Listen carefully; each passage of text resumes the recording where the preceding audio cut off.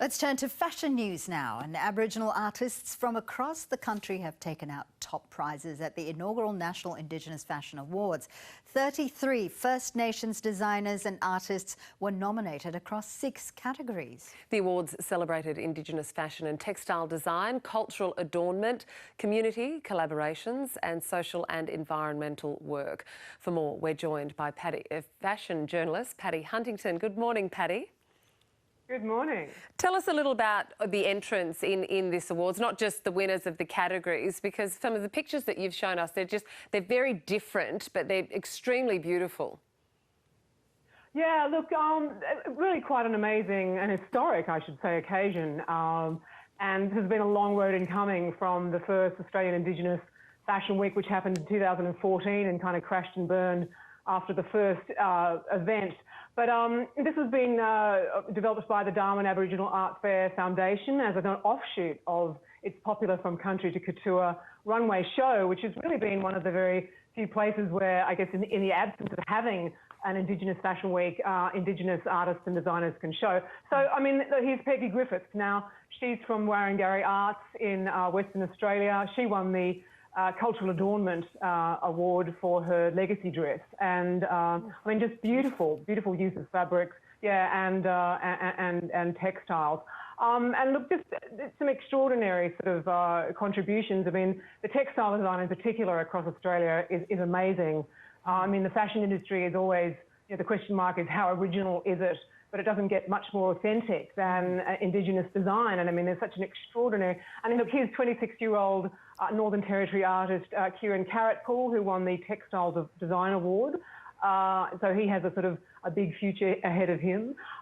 There was a sort of a veteran, Bead Tungu Talam from Bathurst Island, who founded the Tiwi Design Art Centre in 1969. Now he won the Special Recognition Award for an outstanding contribution to the development of Indigenous fashion and textile design. And I mean, quite amazing to sort of see after such a huge, you know, long career, a great recognition there. And of course, you know, many people, I mean, in the art world, his work is held in museums across Australia, but a lot of people probably wouldn't be that familiar with his name, and now he's being celebrated. So, and look, Sydney designer Julie Shaw, she won 2 awards, so she was really the big winner of the night.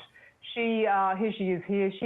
Her collection, Mara Collective, is a resort collection, works with Indigenous artists, and I mean, she herself, of course, is Indigenous, and she won the Fashion Design Award and also the Community Collaboration Award for her work with the Bulla Bulla Art Centre in the Northern Territory. Now, she worked with the Master Weavers, and you see that beautiful hats and handbags, and I mean, there would be such a huge market for this sort of thing. I mean, I've been saying for you know, why aren't the department stores sort of selling sort of Indigenous fashion? I mean, in a small way they might be, but there's so much potential there. Why do you think that is the case, Paddy? I'm interested to get your point of view on this. Why aren't we seeing more of this in our department stores? Well, I think, you know, it's been a slow burn. I mean, there's obviously been Indigenous. I mean, Be My Wear, you know, has been going for something 50 years, and there's been 1 or 2, literally, no more than that, at Australian Fashion Week. You've got to remember that emerging artists generally need mentorship and support and business advice, and of course, when they're sort of, you know, located remotely, they need even more assistance. But since Australian Indigenous Fashion Week 6 years ago, we've seen this development. And look, even in the last week as well, not only the awards, we've had the formation of the First Nations Fashion Council from Grace Lillian Lee. Now, she launched an incubator last year called First Nations Fashion Design. So, and there's a huge amount of goodwill from the mainstream fashion industry. I mean, we saw this at Australian Indigenous Fashion Week, everyone wanting to assist these people and designers. And look, Julie Shaw, who's won these 2 awards, she's won for the Fashion Design Award a year mentorship at Country Road in Victoria. So we're going to see a lot more of this sort of thing. I mean, I don't know why the department stores don't think to do it. I mean, I know David Jones has worked with a couple of artists. But I mean, you know, the tourists in particular would love it. And I mean, again, it doesn't get much more authentic than these beautiful designs. Yeah. Paddy, just before we move on to the Dunedin International Emerging Designers Awards, I just wanted to ask you about, often with Indigenous art, we see it telling a story that links back to culture, to history, to the dream time, and also political messages. Are you seeing that coming through in the fashion? Not so much. I mean, well, of course, there is definitely stories. I mean, if you look at in the textile designs, I mean, there are. And we're talking about the Indigenous artists here, are we? Not yes. about New Zealand, right? Yes. Yeah. Well, I mean, yes, there are. I mean, and that's the incredible thing. I mean, there are these wonderful stories. I mean, yes, that there are. I mean, there is an element of politics, but I think as they sort of develop and, you know, become more and more visible. I mean, it's this sort of soft culture that is coming to the fore, and I mean, a marvellous way. I mean, the entire award was live streamed. I mean, I should point out, obviously, they couldn't have the physical show event because of COVID-19, same with the Darwin Aboriginal Art Fair. So it was live streamed on NITV's Facebook, and it was 40 minutes. It was fantastic. There was a wonderful Indigenous presenter, and really, I mean, you know, fashion is fashiontainment, and you know, why shouldn't it involve Indigenous artists as well? Let's move on, Paddy, to the Dunedin International Emerging Designers Awards, and there was a particular Australian that really shone here. Yes, now Shrivanti Roymalik from Melbourne didn't win. She won the second place, and she used dead stock materials that she's located. Now, dead stock is basically fabric that has been discarded by weavers and manufacturers because of imperfections. She found on the streets of India, she found dead stock bits of denim and wove them together, and then did the most extraordinary treatments, boiling them, putting them in acid. And I mean, sustainability was very much a big, I mean, fantastic collection.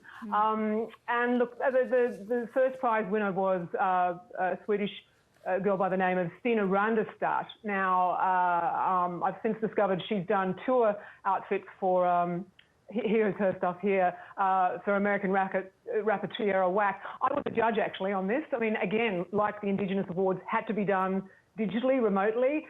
33 finalists from 14 countries filmed their own collections in their bedrooms and hallways, sent it in, and the judges, there were about a dozen of us, had to view it at home, and then we sent in. And Stina Randestad, I mean, she used you know, unusual materials and kind of blended them together. But I mean, it's really fantastic. Look, that was my first pick, and I see that obviously it was a favourite of the judges.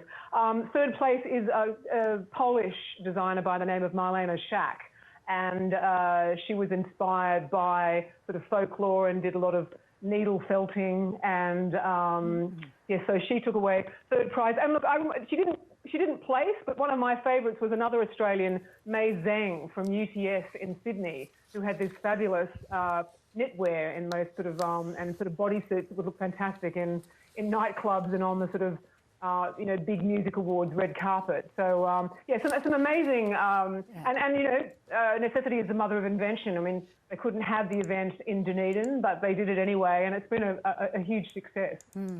It certainly looks absolutely beautiful. Paddy, thank you so much for taking us through the awards. Paddy Huntington there, our fashion journalist. My pleasure.